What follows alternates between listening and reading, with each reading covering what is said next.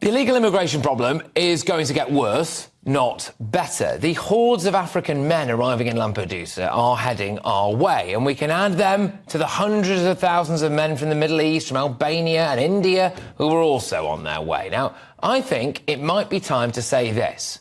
We will now only take women and children. There was a reason why people were so willing to accommodate Ukrainian refugees. They were women and children. Their men had stayed to fight for their country, and they presumably have every intention of returning there one day. The British public are not racist. They are not far right. They are not unwelcoming. They are not mean and nasty.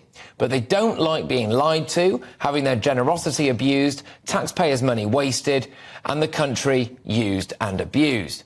The Home Office said that in 2022, 87% of Channel migrants were men. 87%. We are seeing entire former military bases, entire hotels now only being used to accommodate male migrants. We are hearing talk of possibly getting involved in some kind of migrant quota system with the EU. You only have to look at what's going on in Lampedusa to recognise that, again, they would basically all be men, wouldn't they? I think that refugee, asylum and human rights charities actually do a huge disservice to genuine refugees by encouraging every single Tom, Dick and Harry, for want of a better phrase, to come over here. We end up using places and resources on economic grifters instead of those who actually are in need.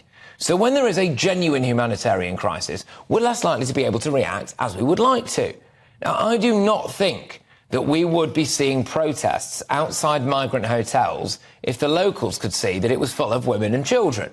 People wouldn't be worried about public safety. They wouldn't be worried so much about whether their local hotel is going to play host to a terrorist or a rapist. We could draw a line in the sand right now as a country and say, women and children only. We have taken more than our fair share of men. Some people will say, well, this will encourage more women and children to make the dangerous journey across the Channel. But it doesn't have to be that way. We could very easily have a quota system of women and children that we could absorb into Britain without them having to break into the country via a dinghy. Britain is not a land of milk and honey for illegal economic male migrants on the take. And anyone who claims to care about refugees or asylum seekers should fully support a women and children only policy.